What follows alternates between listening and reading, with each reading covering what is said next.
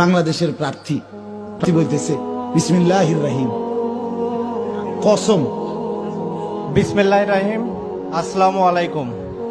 ফরিদপুরবাসী কি ভালো আছে? বিসমিল্লাহির রহিম।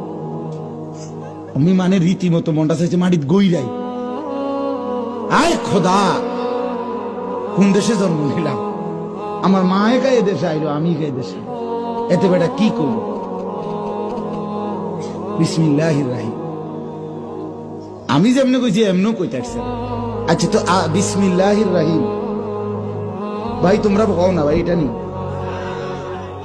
মানে আস্তা আর রহমানের এই শব্দটাই নাই, গোটা একটা শব্দ ডাইরেক্ট গিলে এলাইছে।